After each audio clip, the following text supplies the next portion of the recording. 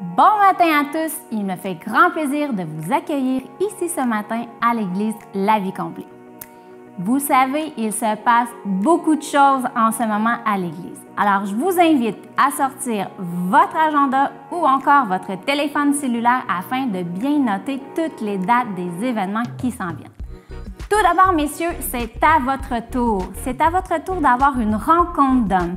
Elle aura lieu samedi, le 4 décembre prochain, dès 9h30. Donc, petite exhortation, un temps de fraternité, une bonne collation vous seront servis, beaucoup de plaisir à l'horaire. Mais pour cela, messieurs, vous devez absolument vous inscrire puisque les places sont limitées. Vous pouvez le faire en vous rendant à la table d'information à votre sortie ou encore en envoyant un courriel à l'adresse suivante homme avec un S LVC à commercial-lavicomblée.com. Je vous garantis, vous ne voulez pas manquer cette rencontre. Opération Flocon de Bonheur. La semaine dernière, nous vous avons présenté le projet que nous désirons entreprendre pour une deuxième année consécutive. Donc, nous désirons offrir à des enfants défavorisés l'opportunité d'avoir un cadeau de Noël, le cadeau de leur rêve. Alors que ces enfants n'auraient probablement pas l'opportunité de pouvoir recevoir de cadeaux à Noël. Donc, si vous désirez parrainer un enfant, si vous désirez rendre le sourire à ces enfants, nous vous invitons à vous inscrire. Vous pouvez le faire en vous rendant tout près de la table d'information ce matin. Vous avez sûrement aperçu un gros sapin avec les différents enfants qui ont été sélectionnés à travers 2 organismes de la région de Drummondville. Vous n'aurez qu'à choisir l'enfant de votre choix ainsi que sa liste et à donner votre nom. Par la suite, vous devrez acheter un cadeau d'environ 40 $ et nous le rapporter pour le 5 décembre prochain afin que nous puissions le donner à l'enfant sélectionné. Donc, un grand merci à vous de bien vouloir participer et de pouvoir rendre plus de bonheur à ces enfants. Mais vous devez vous dépêcher si vous n'avez pas déjà choisi un enfant puisqu'il ne reste qu'une dizaine d'enfants à parrainer. Nous sommes également dans la période des paniers de Noël. Donc, nous désirons aider des familles ou des individus qui passent par une période financière plus difficile pour le temps des fêtes. Nous désirons leur offrir un panier rempli de denrées alimentaires afin qu'ils puissent passer une belle période des fêtes joyeuses. Si c'est vous ce matin qui passez par cette période ou si c'est quelqu'un de votre entourage que vous connaissez, nous vous invitons à remplir une demande. Vous pouvez le faire directement sur place en allant à la table d'information, mais vous pouvez également le faire en ligne en allant au www.lavicomblée.com en sélectionnant ressources et par la suite aide alimentaire. Vous n'aurez qu'à remplir un formulaire en cochant panier de Noël. Si c'est vous ce matin, n'hésitez pas. Vous avez jusqu'au 12 décembre prochain pour remplir une demande. Par la suite, il sera malheureusement trop tard pour prendre les demandes. Et je tiens à remercier chacun d'entre vous qui participez au défi des denrées. Donc aujourd'hui, nous avons été envahis de pots de beurre d'arachide ainsi que de confiture. Cette semaine, le défi, vous pouvez apporter tomates en conserve ou encore sauce brune, sauce à chicken, sauce à poutine, sauce barbecue, tout type de sauce brune. Donc, on attend ça pour dimanche prochain. Vous pourrez le déposer à la table prévue à cet effet à votre arrivée. Vous pouvez aussi contribuer de façon financière. Donc, c'est tout simple, c'est de la même chose que si vous voulez donner vos dîmes ou vos offrandes. Vous pouvez le faire sur place en remplissant une enveloppe ce matin, mais vous pouvez également le faire en ligne, toujours en allant à notre page web www.lavicomblée.com en sélectionnant « Faire un don » et par la suite panier de Noël. Donc, merci à vous, merci pour vos dons, merci de participer si activement à tous ces projets, de participer à la vie d'Église, mais surtout d'être l'Église. Sur ce, je vous souhaite une très belle réunion. Oui, ben oui, on peut applaudir parce que tous ces projets-là, ça fonctionne grâce à vous. Votre participation et pour les cadeaux pour les enfants, là, Opération Flocon, faites vite, hein? Faites vite. Il n'en reste plus beaucoup, donc dépêchez-vous pour aller chercher vos petits vos enfants que vous allez parrainer. S'il vous plaît, on ne se bouscule pas, OK? Je ne vais voir personne qui frappe personne. Mais 40 $, où ma mère, la maman? Le cadeau que tu as acheté, moi, je pense que ça a coûté plus que 40 $. C'est pas bon. La maman du pasteur ne peut pas tricher. Hey, comment ça? On ne fait pas ça à la maison, OK? Non, parce qu'en fait, j'étais jaloux. Parce que je me suis dit, moi, j'ai jamais eu un cadeau comme ça. C'est un enfant de 2 ans. Il a acheté un gros camion téléguidé. J'ai jamais eu ça. Mais, OK. Hey, passons aux choses sérieuses. Vous êtes prêts à recevoir la parole ce matin? Amen. Je vais vous amener avec moi un court passage, mais très important pour ce que je veux vous apporter aujourd'hui. On va aller voir un peu notre ami Gédéon en Juge. On va aller lire ensemble Juge chapitre 6, versets 36 à 40. Je vous invite, si vous avez vos Bibles, Bible électronique ou autre. Sinon, ça va être à l'écran pour vous. On y va comme suit. Gédéon dit à Dieu, « Si tu veux délivrer Israël par ma main, comme tu l'as dit, voici, je vais mettre une toison de laine dans l'air. Si la toison, donc il va mettre quelque chose au sol, OK? Il dit, si cette toison se couvre de rosée et que tout le terrain autour reste sec, alors je connaîtrai que tu délivreras Israël de ma main, comme tu l'as dit. » Et il arriva ainsi. Le jour suivant, il se leva de bon matin et pressa la toison, okay, qui était mouillée, et fit sortir la rosée qui donna de l'eau, plein une coupe. Mais Gédéon dit à Dieu, verset 39, « Que ta colère ne s'enflamme point contre moi. Et je ne parlerai plus que cette fois. Je voudrais seulement faire encore une autre épreuve avec la toison. Que la toison seule, cette fois-ci, reste sèche et que le terrain autour se couvre de rosée. » Et Dieu fit ainsi cette nuit-là. La toison seule resta sèche et tout le terrain se couvrit de rosée. Et le titre de mon message aujourd'hui, rouge ou bleu. Rouge ou bleu. J'aurais pu employer un autre titre, j'aurais pu dire pile ou face, j'aurais pu dire gauche ou droite, mais ici, le rouge ou bleu, si vous regardez les fils, on peut remettre l'image, hein? Ça vous fait penser à quoi? Des fils électriques. Okay? Parce que moi, quand j'ai pensé à ça, ça m'a fait penser à, vous savez, dans les films ou les séries télé, où est-ce que quelqu'un doit désamorcer une bombe? Vous avez déjà vu ça? OK? Premièrement, il n'y a jamais 3 heures pour arriver à désamorcer la bombe. OK? Il reste toujours maximum 30 secondes. Et quand il arrive finalement à désamorcer la bombe, c'est toujours en bas de 3 secondes. Il reste 2 ou 3 secondes, 1 seconde, puis tic. Mais c'est toujours la même scène. Okay? C'est toujours... Quel fil? Le jaune, le rouge, le bleu. Non, OK, vas-y. Le bleu, t'es sûr? Non, rouge. Okay?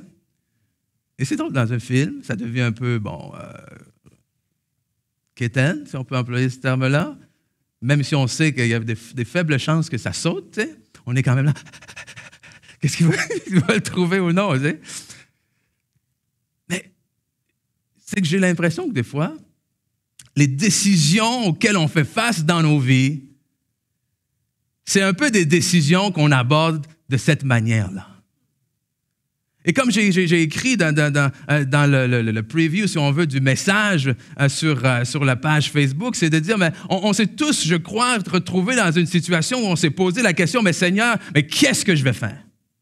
Vous avez déjà posé cette question-là? Qu'est-ce que je vais faire? Qu'est-ce que je dois faire? Et on se retrouve dans cette situation-là où, à l'intérieur de nous, on a presque l'impression qu'on est devant une bombe qu'on doit désamorcer. Et si on coupe le mauvais fil, si je prends la mauvaise décision, si je ne fais pas le bon choix, si je n'emprunte pas le bon chemin,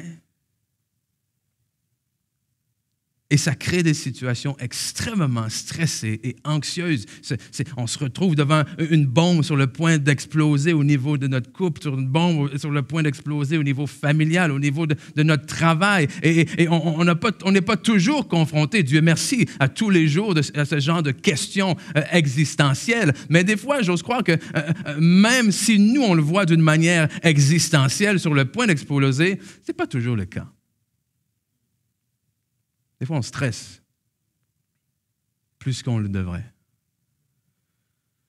Et aujourd'hui, en fait, le but, le désir avec ce message pour moi aujourd'hui, c'est de vous dire que les décisions dans vos vies ne sont pas obligées d'être des décisions de vie ou de mort à chaque fois.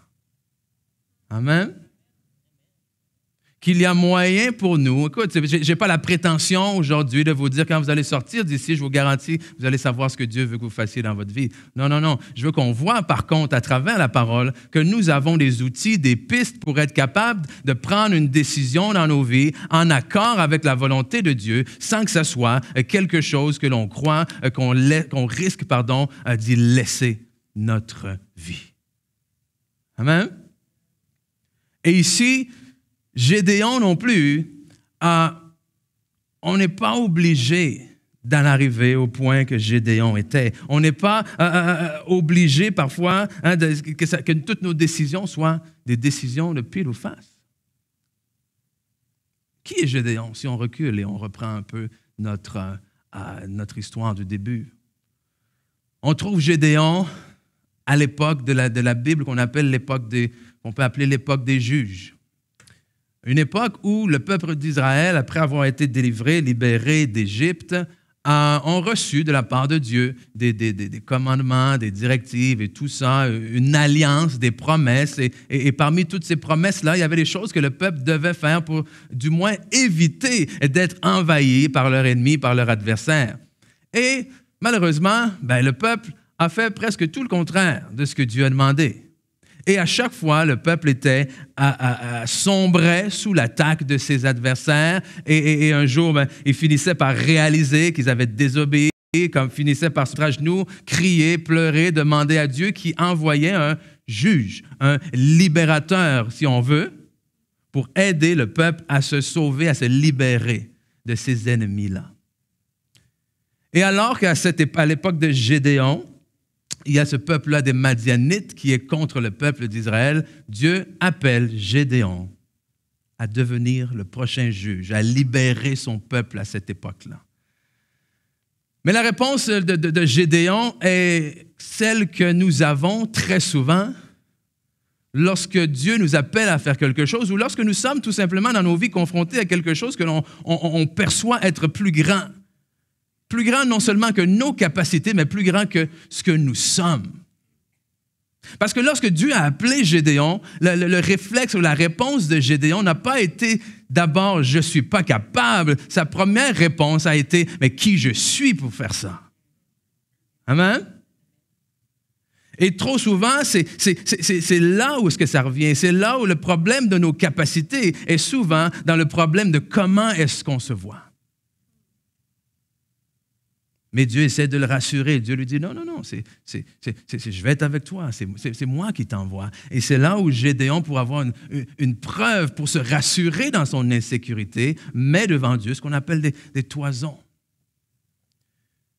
Mais pour vous et moi aujourd'hui,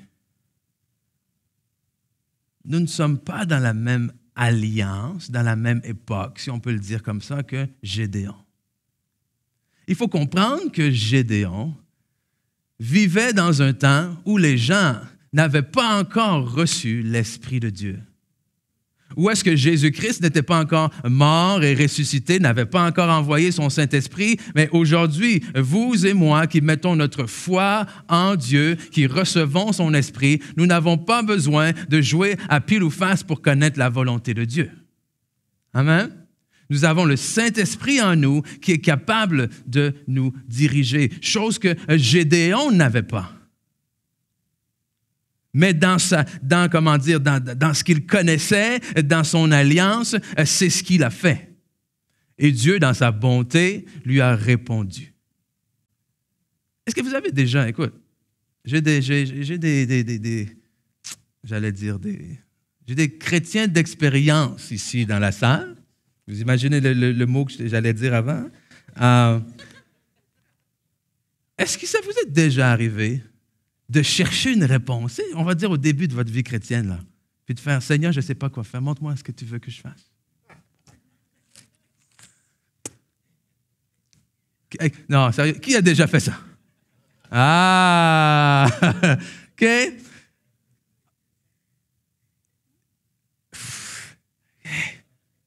Je compte plus les fois où j'ai fait ça. Et je vais oser dire qu'au début, il y a certaines fois que ça fonctionnait. Amen? Je ne suis pas du tout pour les toisons, comprenez-moi, parce que je crois qu'on a quelque chose de beaucoup plus grand. Mais il y a des moments où, wow! Mais est venu un temps où j'ouvrais ma Bible. Je dis, Seigneur, qu'est-ce que je vais porter aujourd'hui? OK, donne un exemple comme ça. Et tu tombes sur Jean-Baptiste se nourrissait de miel sauvage et était vêtu d'habits de poils de chameau. Et tu dis, tu poses, Seigneur, qu'est-ce que je vais faire? Il y a telle personne, est-ce que je lui pardonne et je ne le pardonne pas? Et tu tombes sur, David prit l'épée de Goliath et lui coupe pas la tête. Je ne sais pas, c'est peut-être un peu intense, Seigneur. Quelque chose, quelque part, me dit que ce n'était pas la volonté de Dieu. Amen? Nous avons quelque chose de beaucoup plus sûr pour connaître la volonté de Dieu. Quand je fréquentais ma femme, à un moment donné, au début, elle avait un chandail bleu que j'aimais beaucoup. Et un jour, j'ai rêvé à elle qu'elle portait ce chandail bleu-là. Et j'ai dit, Seigneur, si demain elle porte ce chandail, ça veut dire que c'est ma femme. Et devinez quoi? Elle portait ce chandail-là le lendemain. Mais je vous rassure, je ne l'ai pas mariée juste à cause du chandail, OK? Mais c'était, comme je vous dis, c'était dans cette jeunesse-là qu'on ne connaît pas Dieu. Et elle-même, de son côté, m'a avoué plus tard qu'à cette époque, je jouais au deck hockey, OK? Avec Francis Nadeau. On jouait au deck hockey et elle venait me voir jouer. Et un jour, elle a dit, j'ai prié pour que tu puisses faire 3 buts ce jour-là. Et j'ai fait 3 buts. J'étais tout content, sauf quand elle m'a dit que c'est parce qu'elle avait demandé un signe à Dieu. Je dis, OK, il me semblait aussi que ce n'est pas normal que je fasse 3 buts. Amen. Mais ces choses-là, je pense personnellement, c'est mon opinion personnelle ici, que c'est dans cette grâce, dans cette bonté de Dieu qui nous prend au niveau où nous sommes de notre connaissance. Amen. Mais alors qu'on grandit avec le Seigneur, on apprend que ce n'est plus comme ça qu'on doit chercher la volonté de Dieu. Amen. On apprend qu'on a quelque chose de beaucoup plus grand, quelque chose de beaucoup plus sûr sur lequel on peut se baser, sur lequel on peut se fier. Et aujourd'hui, c'est juste ça que je voulais faire. Peut-être dire des choses que certains ont déjà entendues, mais nous rappeler. Parce que autant la semaine dernière, j'avais à cœur d'amener la joie, que cette semaine, que je me suis dit, il y a quelque chose qui me disait peut-être que ce grand manque de joie pour certains est basé ou plutôt causé par le fait qu'il y a une incertitude par rapport aux choses qu'ils doivent faire. Une période d'incertitude, d'inquiétude qui non seulement vient enlever ma joie, mais qui me fait dire, qu'est-ce que je fais? Qu'est-ce que je fais? Et c'est ces petits points de dire, mais qu'est-ce qu'on fait, justement, que je veux voir avec vous. Donc, comment arriver à discerner, à connaître la volonté de Dieu dans nos vies? Parce que je crois que oui, j'espère que je ne suis pas le seul ici aujourd'hui, ce matin, qui croit que nous pouvons connaître la volonté de Dieu. Amen? La Bible nous dit d'ailleurs que nous avons reçu le Saint-Esprit afin de connaître toutes les choses que Dieu nous a données par sa grâce. Alors, la première chose que je voulais voir avec vous en partant, j'aurais pu le mettre le 3e point, le 4e point, n'importe où, mais j'ai décidé de commencer avec ça. Tout d'abord, rechercher la paix. Rechercher la paix. La paix, d'abord d'un côté, parce qu'il est extrêmement difficile de savoir qu'est-ce qu'il faut faire lorsqu'on est envahi par les émotions. Lorsqu'on est troublé. Lorsqu'on est, que ce soit lorsqu'on est trop excité, que ce soit qu'on est anxieux, on est stressé, on est fâché, peu importe, au beau milieu de l'émotion, c'est comme de regarder dans une eau qui est trouble, on voit absolument rien. Mais là, le but dans chercher la direction de Dieu, c'est que je veux regarder dans l'eau et voir mon visage. Mais c'est impossible de voir le reflet de mon visage si l'eau est brouillée. Et de la même manière, je trouve extrêmement difficile de prendre des décisions dans l'émotion. Je n'ai pas dit qu'il est impossible de prendre la bonne décision au milieu des émotions. Mais le problème, c'est que trop souvent, ces émotions-là font en sorte qu'il est difficile pour nous d'avoir la certitude que c'est la bonne décision. Amen? Donc, il est important de laisser tomber. Laissez tomber la poussière, laissez tomber les émotions. Parce que si c'est la bonne décision, ben, elle va rester, cette bonne décision-là, même après que vous ayez contrôlé vos émotions. Mais non seulement elle va rester, mais elle va vous paraître plus claire. Parce que c'est important de prendre la bonne décision. Pourquoi? Parce que dans les jours, dans les semaines, dans les mois qui vont suivre, il y a des choses, très souvent, qui vont venir vous faire douter de cette décision-là. Mais si tu l'as pris au beau milieu de l'émotion, ta décision, tu vas constamment douter d'eux. Mais s'il y a eu un calme en toi, et si tu as eu cette conviction qui a été déposée dans ton cœur, quand le doute va arriver plus tard, OK, tu vas pouvoir dire oui, c'est la bonne décision. Donc la paix dans éviter le trouble, mais la paix aussi dans juste le sens dans le dire, juste dans le sens de dire, que, tu sais, des fois, ça vous est déjà arrivé de dire, parce que je ne peux pas l'expliquer, même, je ne suis pas en paix avec ça. Hein? Ça me fatigue. Comme mes enfants me disent, ça gosse. Okay? Il y a quelque chose qui dérange. Et c'est important de l'écouter, ça. Cette paix-là. Ça, c'est comme quand, avant de déménager à Drummondville, j'étais à Saint-Hyacinthe, je travaillais à Saint-Hyacinthe, et j'ai travaillé à la même école que ma femme, en fait. Et j'avais mené un projet avec elle où est-ce qu'on avait décidé d'emmener des jeunes à jouer au basket et à aller voir un match des Raptors à Toronto. Okay? Non, parce qu'au début, on a travaillé, pour ceux qui ne sont pas au courant, on travaillait dans une école avec des jeunes difficiles, okay? Des jeunes troubles de comportement et tout. Et je voulais trouver une façon de les mobiliser et de les aider, en fait, dans leurs cours. Alors, je leur ai dit, OK, venez avec moi le midi, on joue au basket, je vous montre comment jouer, on va trouver des gens pour jouer des matchs contre, mais voici, vous avez un contrat. Et dans le contrat, il y avait tu ne peux pas te faire mettre dehors de ta classe plus que 2 fois. OK?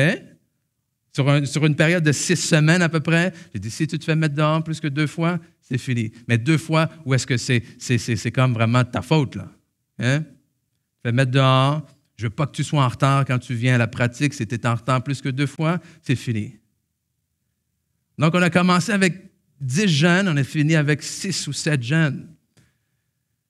Mais le projet a été, wow, OK, ces jeunes-là ont vécu une expérience incroyable, ça fait vraiment quelque chose dans l'école. Et là, le directeur m'a dit, hey, l'année prochaine, je veux qu'on refasse quelque chose comme ça. Mais là, il arrivait avec tout plein de projets. Lui, il était parti en grand. Mais à chaque fois qu'il me disait l'année prochaine, il y avait quelque chose ici. Dès que j'entendais les mots l'année prochaine, Et à cause de ça, j'ai jamais été capable de m'engager envers lui, de dire « Ah oui, ça serait génial. » Tu sais, j'écoutais, je faisais « OK? » Parce que dans mon cœur, j'avais cette conviction, Dieu m'avait dit « Tu ne seras pas ici l'année prochaine. » OK. Mais il ne m'a pas dit j'allais être où? On s'entend? Il m'a juste dit « Tu ne seras pas ici l'année prochaine. » Alors quand j'entendais « L'année prochaine, on va faire ci »,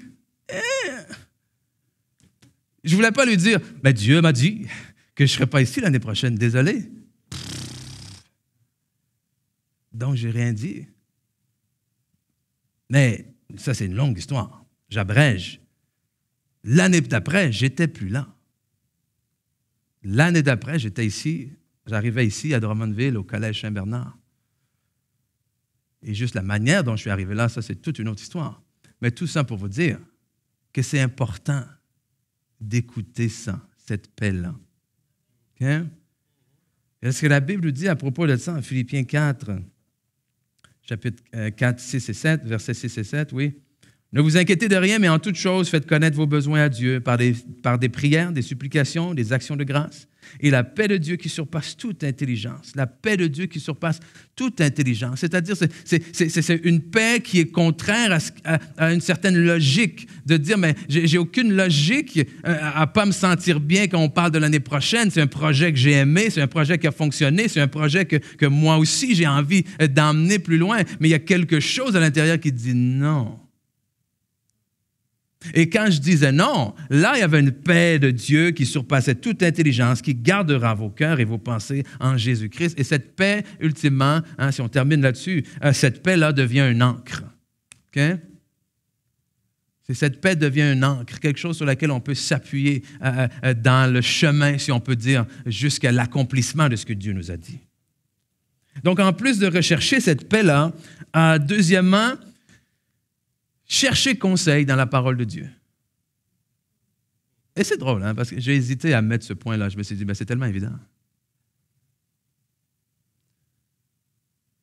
Et ce n'est pas si évident. Cherchez conseil dans la parole de Dieu. Parce que souvent, les gens viennent me demander des conseils. Mais je suis étonné du nombre de personnes qui n'est pas toujours prêt à recevoir ce que la parole de Dieu dit à propos.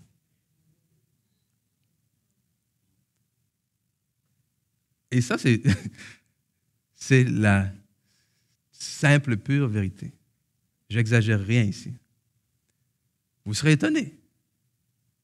Le nombre de situations dans lesquelles j'écoute, je dis et là, je fais, mais tu sais, il est écrit ici. Ah, mais...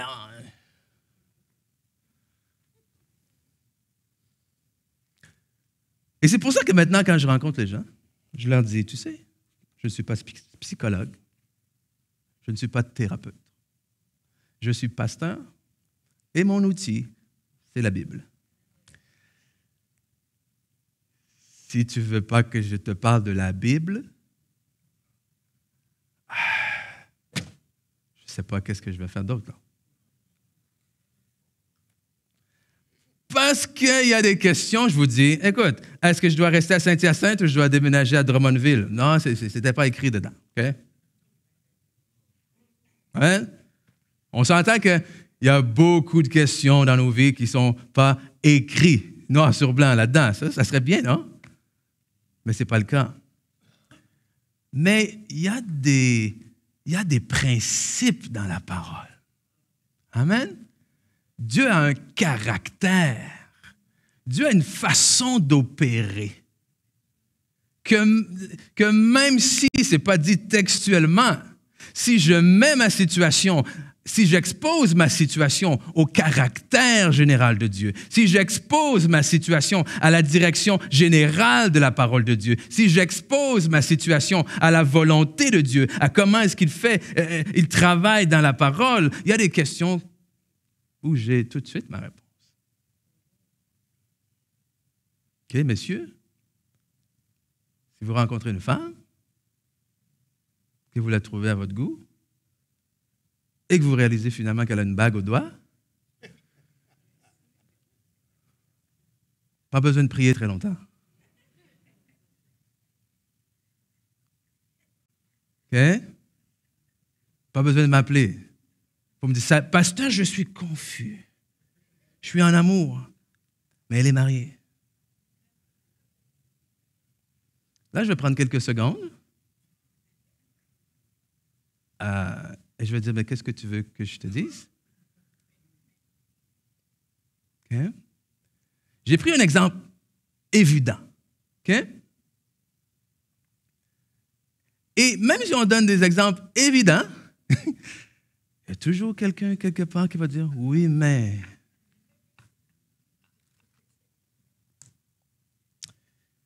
Et à ce moment-là, je leur dis, rendu là, arrange-toi avec Dieu.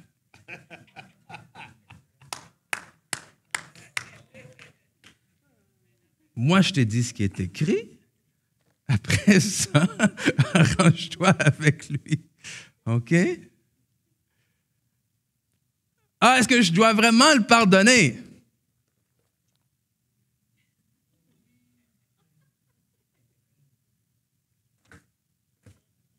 OK? Parce que des fois, le problème du pardon, si je fais une parenthèse, c'est pas, on ne se demande pas est-ce que je dois vraiment le pardonner. C'est que dans notre tête, on pense tout de suite à qu'est-ce que le pardon va nous demander. Si je lui pardonne, ça veut dire qu'il faut que j'aille manger avec. Si je lui pardonne, ça veut dire... Non, non. Et c'est ça qu'on ne veut pas faire. Mais Dieu n'a jamais dit, « Oh, arrête de bouder et retourne manger avec. » Non, non, non. Dieu a dit, « Pardonne. » Et une fois que tu as vraiment pardonné et que l'amour de Dieu s'est vraiment installé dans ton cœur, tu géreras le après. Parce que j'ose croire que le après n'est pas pareil pour tout le monde dans toutes les situations. OK? Mais on refuse de pardonner parce qu'on a peur du après. Je ne serai jamais capable de faire. Non, ce n'est pas ça que je t'ai demandé. Je t'ai dit, pardonne. On peut avoir besoin d'appui dans la prière pour arriver à pardonner, parce que ce n'est pas toujours facile. Mais on n'a pas besoin de demander à Dieu si c'est sa volonté. Donc, recherchons dans la parole conseil de qu'est-ce que tu veux que je fasse, Seigneur? Ta parole est une lampe à mes sentiers, à mes pieds, pardon. Ta parole est une lampe à mes pieds, une lumière sur mon sentier. Une lampe et une lumière sur le sentier. Que justement, quand on ne sait pas quoi faire, c'est quoi? Bien, on a l'impression qu'on marche dans un chemin qui est dans la noirceur. Donc, cette parole-là devient une lampe qui nous guide dans ce sentier-là. Ensuite, attendez-vous à entendre sa voix. OK? Parce que des fois, on dit, Seigneur, qu'est-ce que tu veux que je fasse? Mais j'ai l'impression que certains ne s'attendent pas tant à ce que le Seigneur leur répond. Ce n'est pas seulement les pasteurs, ce n'est pas seulement ceux qui sont dans le ministère, ce n'est pas seulement certaines personnes. À l'époque de Gédéon, oui.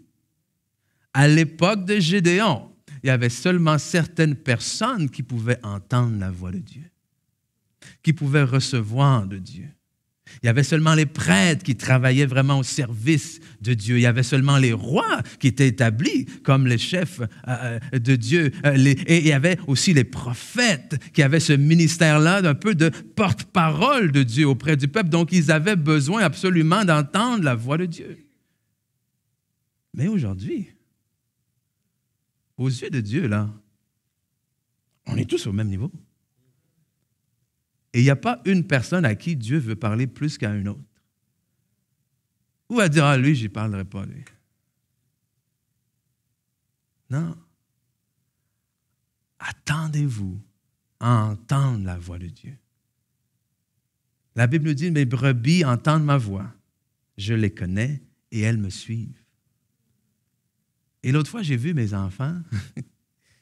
mes 2 garçons. Ils étaient assis sur le divan dans le salon avec leur Bible dans les mains.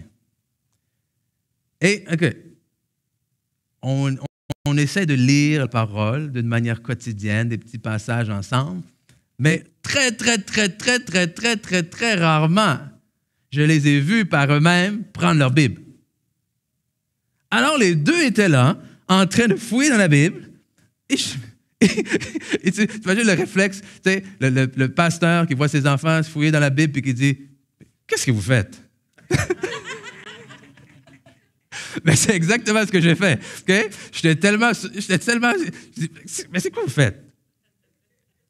Là, il dit, c'est où? Ésaïe, c'est où ça? OK. Là, il cherchait dans Ésaïe.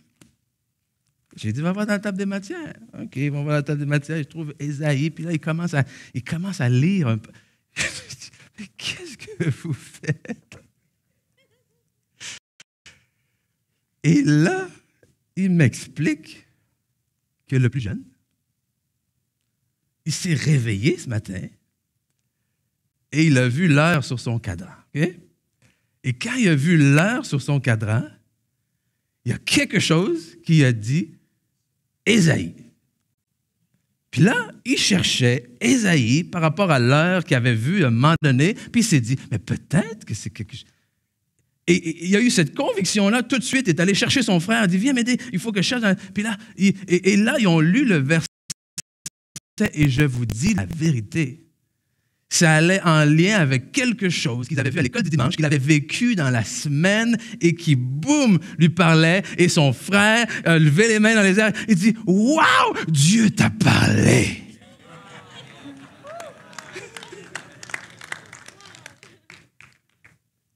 Et j'étais comme vous. Parce qu'il faut que vous compreniez que le grand, lui, il m'a dit, « Ah, Dieu m'a déjà parlé. » Moi, Dieu, il m'a déjà parlé. Ah oui, c'est quoi? Dans un rêve, il m'a dit telle chose et tout. Et là, le plus jeune, il dit, moi, Dieu ne me parle jamais. C'était ça, OK? Le background de l'histoire, c'est ça, OK? Donc là, lui était là, il dit, tu vois, tu dis toujours que Dieu ne te parle jamais. Puis, Dieu t'a parlé, je suis tellement... Hey, c'était beau. C'était intense, mais c'était... Et là, j'aimerais vous prendre dans mes mains et vous dire, hey, Dieu te parle aussi. Amen? Dieu peut te parler à toi aussi. Il parle d'un jour d'une façon, un jour d'une autre. Il y a toutes sortes de manières dont il nous parle. Il faut être attentif, il faut l'écouter. Et surtout, je pense que c'est ça, là. Le fait de s'attendre à ce qu'il nous parle peut aider. De dire, hey, tu as envie de me parler. Tu sais, Dieu ne veut pas toujours... Tu sais, des fois, on a l'impression, ou du moins la manière dont on agit comme si on pensait que Dieu voulait qu'on se débrouille tout seul, qu'on découvre tout par nous-mêmes, qu'on travaille dur, qu'on échoue, parce que c'est en échouant qu'on va vraiment apprendre, puis tu vas... Hein? Dieu, c'est le bon berger. C'est lui qui veut nous diriger. Il veut qu'on entende sa voix. Il veut nous emmener vers les bons projets, les choses qu'il a déjà pour nous avant la fondation du monde. J'aime ce que Jérémie 33:3 dit, « Invoque-moi et je te répondrai. » Invoque-moi, appelle-moi, je te répondrai. Je t'annoncerai de grandes choses, des choses cachées que tu ne connais pas. Hein? Et en plus d'entendre sa voix, de vous attendre à entendre sa voix, je crois qu'il faut vous attendre à recevoir une confirmation de sa part. Je ne parle pas ici de signes, OK? Je ne parle pas ici de toison. Je parle d'une confirmation. Que Dieu confirme sa parole. Que des fois, vous priez, vous regardez justement dans la parole de Dieu, vous attendez à entendre sa voix, vous avez l'impression que vous avez entendu sa voix. Mais tu sais, c'est pas comme si vous entendez la voix de Dieu comme vous entendez la mienne comme ça, là. Mais ça arrive des fois dans notre cœur où on a cette conviction que hey, je suis pas mal certain que j'ai entendu de Dieu. Mais est-ce que c'est normal de vouloir une confirmation? Oui. Et cette confirmation-là, ce n'est pas une confirmation, mais Seigneur, si c'est toi, faites qu'elle ait un chandail bleu. Ça, ce n'est pas une confirmation. Ça, c'est j'exige un signe. Et le signe est exigé dans un côté un peu manque de foi. Amen? Je n'ai pas tout à fait confiance à ce que tu viens me dire. Donne-moi un signe. Mais c'est plutôt, je crois que c'est toi et je veux m'assurer de faire la bonne chose. Confirme-moi que c'est toi. C'est différent. Okay? Ce n'est pas un manque de foi. C'est une volonté, au contraire, de justement marcher dans ce que Dieu veut qu'on fasse. Et ce que dans Job 33, versets 14 à 18, nous dit, hey, Dieu parle cependant tantôt d'une manière, tantôt d'une autre. Hein? C'est ce qu'on vient de dire. Et on ne le remarque pas. C'est vrai. Dieu nous parle de toutes sortes de façons. Il parle par des rêves, par des visions nocturnes, dans un sommeil profond sur les hommes, quand ils sont endormis, sur leur lit, de toutes sortes de façons. Moi, il me parle quand je fais l'épicerie, là. Il me parle n'importe quand. Où je reçois. Et comment je sais que Dieu me parle? Okay? C'est ça, ouais, mais comment tu sais que Dieu te parle? Et je pense que ça vaut la peine quand même de nuancer. Okay? Parce que quand on entend des fois Dieu m'a dit, il y a des gens justement qui disent, mais Dieu, moi, il ne me parle jamais parce que je n'ai pas l'impression de l'entendre aussi clairement que toi, tu l'entends.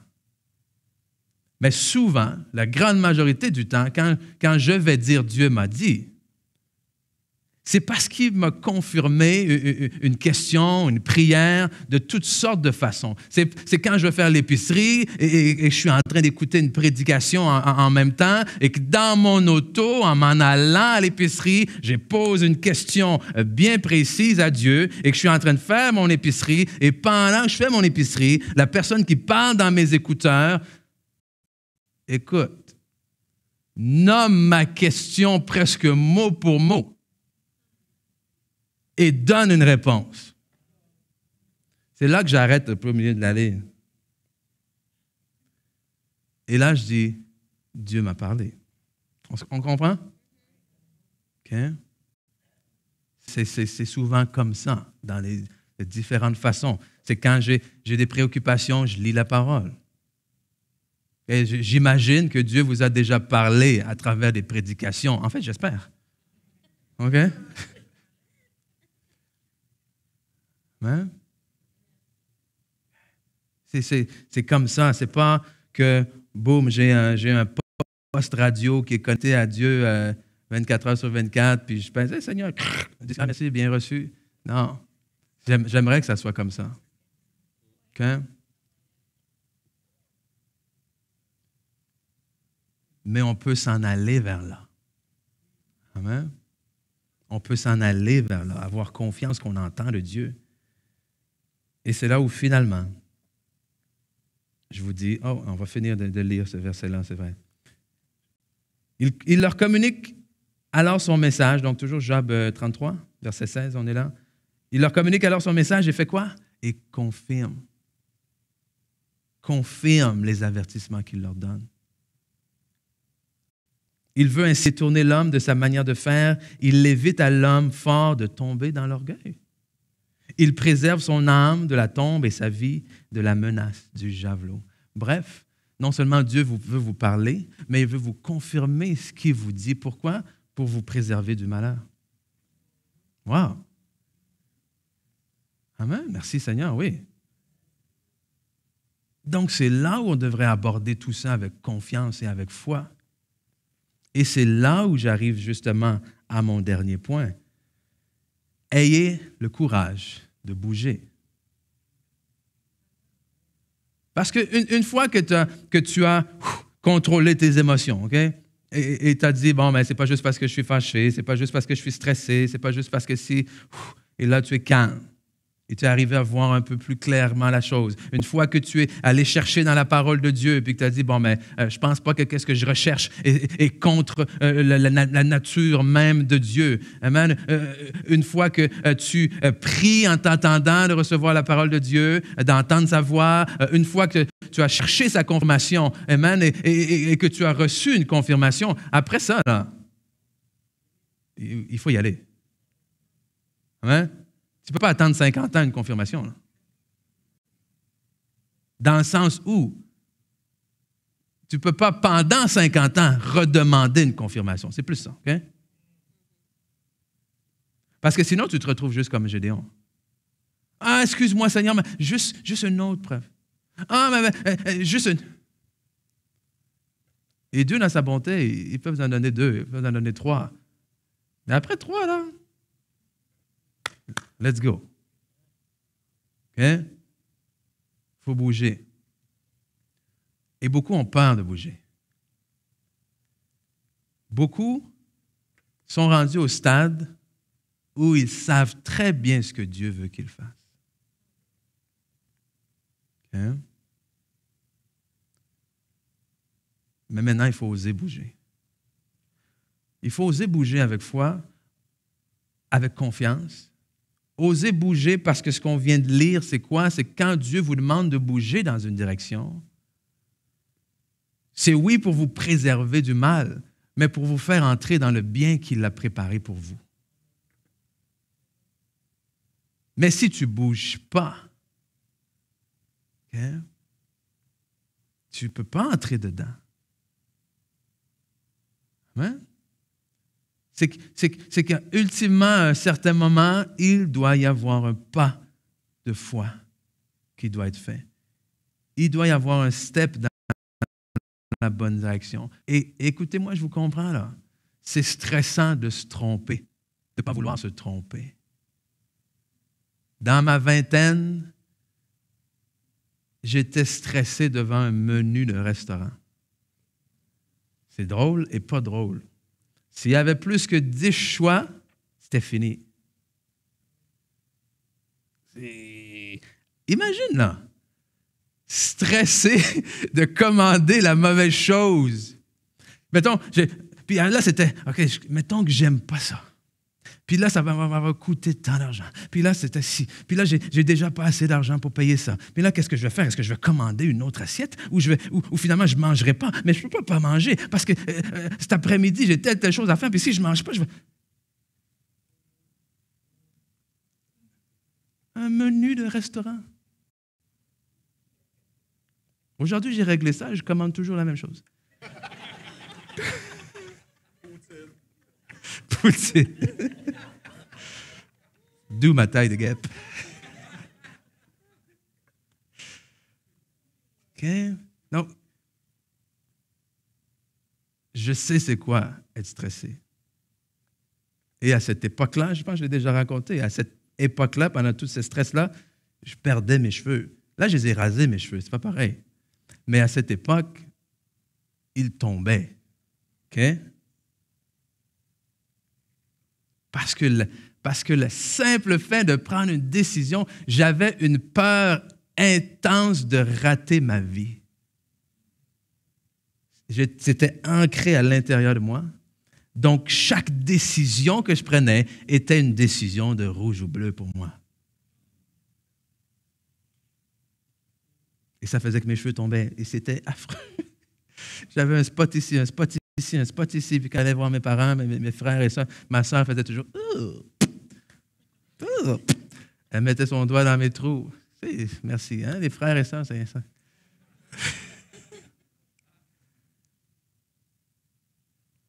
Donc, je ne suis pas ici quelqu'un qui fait simplement vous garrocher, la parole de Dieu et puis dire, il faut que tu fasses ci, il faut que tu fasses ça. OK? Mais à un moment donné, il faut bouger. À un moment donné, tu dis, je vais rester combien de temps comme ça, là? Et il y a un... Jonathan, tu peux venir, s'il te plaît? Et une fois, j'étais dans un parc ici à Drummond et je vivais une situation, je ne me rappelle même plus exactement c'était quoi, je pense que c'était en lien avec le travail et tout. Et il y a un monsieur qui est venu me voir, un parfait inconnu, quelqu'un que je ne connaissais pas, qui est venu et qui s'est assis. Moi, j'étais assis, lui était debout, il s'est rapproché d'où j'étais. Plus tard, tranquillement, après avoir commencé à jaser, il s'est assis à côté de moi. Et je ne sais pas comment c'est fait, mais j'ai fini finalement par parler de ma situation, de ce problème avec ce monsieur-là, qui s'est avéré être un chrétien. Et là, il a commencé à m'exhorter. Et après m'avoir écouté, tout ça, que j'étais stressé, que je ne savais pas ci, je ne savais pas ça, il m'a dit quelque chose qui me reste encore jusqu'à aujourd'hui et que je veux vous dire. Il m'a dit, est-ce que tu aimes Dieu? Je dis, ben oui. Tu désires vraiment faire sa volonté? Je dis, ben oui. Il dit, mais est-ce que tu crois que Dieu est assez bon pour te rediriger si jamais tu ne prends pas la bonne décision? Je lui ai dit, ouais, je pense que oui. Il dit, tu avances avec foi, tu avances avec l'intention, la motivation de faire ce que tu crois qui est juste. Tu as pris le temps de prier, tu as pris le temps de chercher, tu as pris le temps de lire, tu as pris le temps peut-être de demander conseil, tu as pris le temps de chercher la confirmation. Mais à un moment donné, il faut que tu bouges. Et quand tu bouges, il faut que tu aies cette confiance-là que, hey, Dieu voit ton cœur. Et que si tu as pris la mauvaise direction en désirant prendre la bonne et en désirant honorer Dieu dans tout ça, mais Dieu est assez bon, assez grand, assez compatissant. Amen. Il est rempli de compassion et de miséricorde pour te dire, mon fils, ma fille, j'ai vu pourquoi tu es allé dans cette direction-là, mais ce n'est pas tout à fait ça. Amen. Il faut qu'on ait cette confiance-là en Dieu. Il ne faut pas qu'on pense que si je ne prends pas la bonne décision, c'est fini. On sait très bien qu'il y a des mauvaises décisions qui ont des conséquences graves. On ne va pas se cacher ça, là. OK? Mais Dieu est assez bon pour nous ramener. C'est comme cette décision. Écoute, j'ai longtemps eu dans mon cœur le désir, et même pas le désir en fait, c'était d'abord une conviction d'être dans le ministère à temps plein. Je ne savais même pas au début que c'était au niveau d'être dans le pastorat ou quoi que ce soit, mais il y avait quelque chose dans mon cœur qui me disait que ça allait être ça. Qu'un jour, j'allais laisser mon travail et être à temps plein dans l'œuvre de Dieu, peu importe l'œuvre de Dieu. Il y a toujours eu ça. Et moi, peut-être comme certains, le problème des fois, pour moi, c'est pas tant de connaître la volonté de Dieu, c'est quand je la sais, des fois, j'ai de la misère à attendre.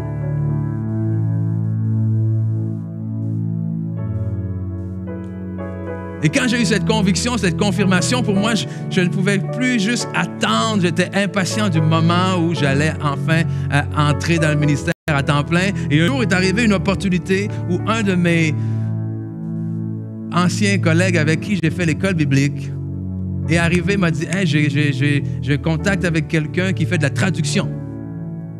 Donc l'idée, c'était quoi? C'était de traduire des textes de l'anglais au français. Il y a toute une panoplie de documents. Ils cherchent quelqu'un pour faire la traduction. Et des fois, à l'école biblique, je faisais la traduction des enseignants, de certains invités. Donc, elle dit, hey, toi, je sais que tu fais la traduction. Donc, est-ce que la traduction écrite? J'ai dit, j'ai jamais vraiment fait ça, mais je pense que je peux y arriver. Donc, j'ai pris le contrat. Et c'était un contrat, en plus que je travaillais à temps plein, c'était un contrat qui m'emmenait quand même plusieurs milliers de dollars. Mais quand j'ai signé ce contrat-là, il y a quelque chose que Dieu a déposé dans mon cœur. Il m'a dit, ça, c'est pour payer toutes tes dettes. Pour que le moment où je vais t'appeler, tu sois plus libre. Ah! Est-ce que vous pensez que c'est ce que j'ai fait? C'est pas ce que j'ai fait. Je me suis dit, quelques temps plus tard, j'ai dit, et là, on parlait après d'une possibilité d'extensionner le contrat pour 3 à 4 ans plus tard. Donc, dans ma tête, j'étais déjà rendu 4 ans plus tard. Et je me suis dit, dans 4 ans, dans 5 ans, c'est sûr que je vais être à temps plein, être dans le ministère ou quoi que ce soit. Donc, qu'est-ce que j'ai fait? J'ai laissé mon travail. Et je me suis dit que j'allais vivre de cette traduction. Mais ça ne s'est pas tout à fait passé comme je l'avais prévu. Je vous épargne les détails. Mais il est arrivé de la bisbille de quelqu'un d'autre qui a commencé à regarder ma traduction, qui était jaloux et qui ne sait pas quoi. Et là, ça a créé toute une histoire qui a fait en sorte que finalement, les autres contrats que je pensais avoir, oups, sont tombés à l'eau. Donc, au lieu de prendre ces milliers de dollars pour payer mes dettes, je me suis retrouvé dans une situation où j'ai dû emprunter d'autres milliers de dollars pour survivre.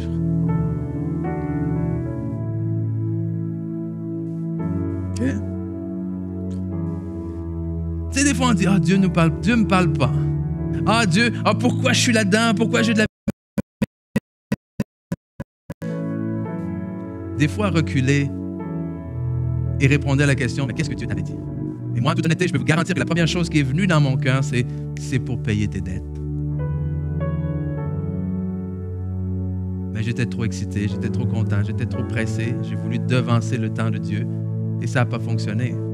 Et les années d'après ont été difficiles financièrement.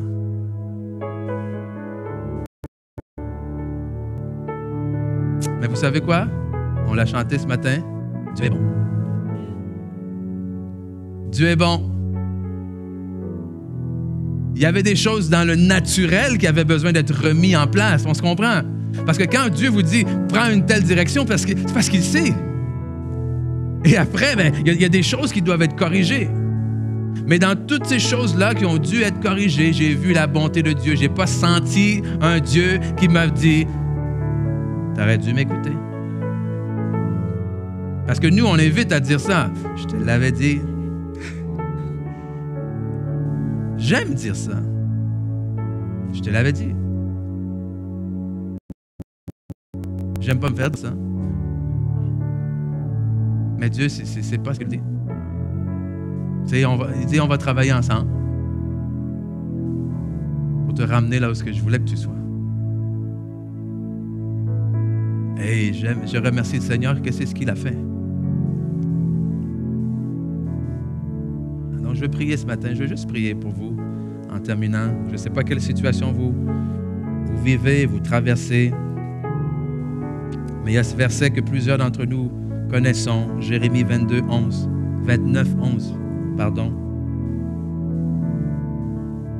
Car je connais les projets que j'ai formés sur vous, dit l'Éternel, projets de paix et non de malheur, afin de vous donner un avenir et de l'espérance. Et vous savez ce que Dieu a dit à Gédéon?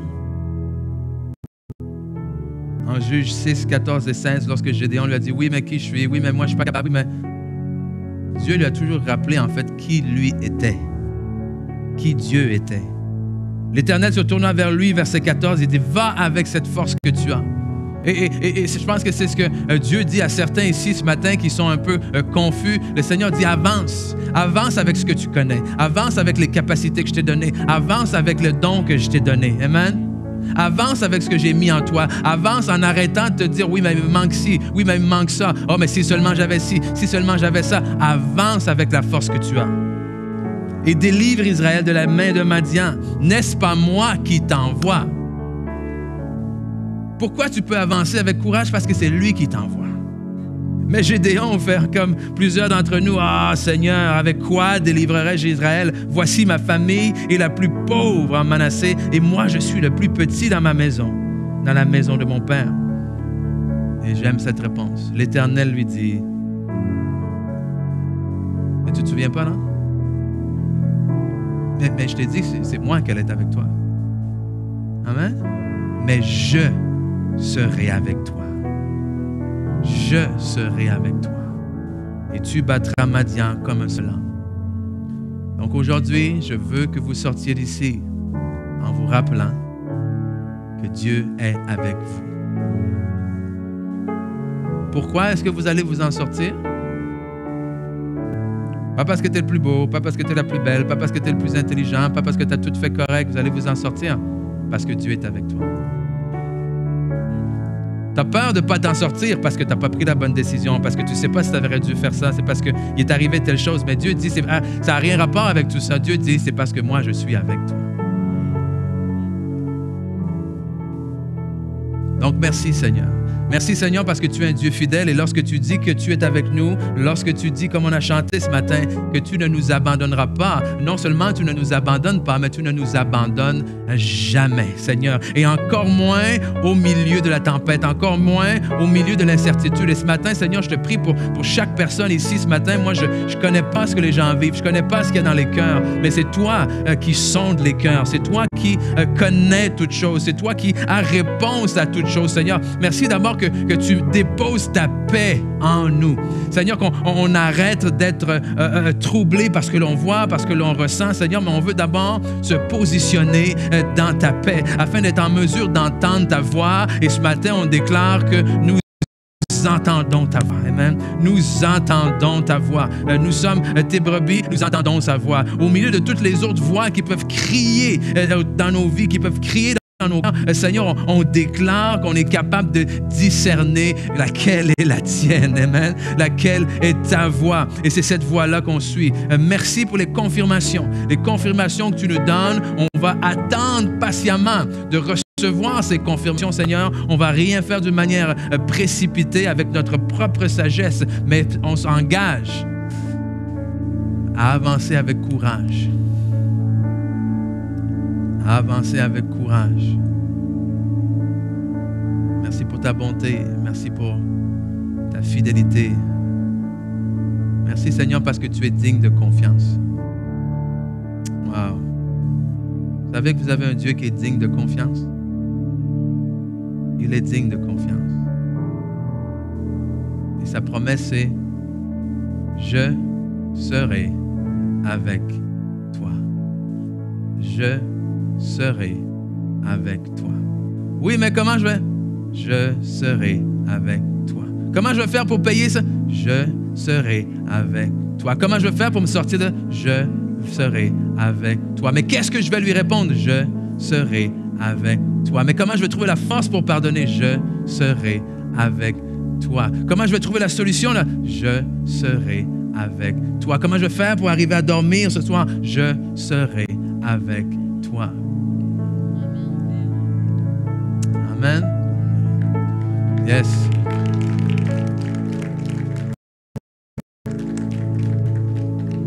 Donc, soyez bénis, encouragés et rappelez-vous que Dieu est avec vous. Vous n'êtes jamais, jamais, jamais, jamais. On va le dire ensemble pour terminer. Jamais seul. Hey, bonne semaine tout le monde. Bye bye.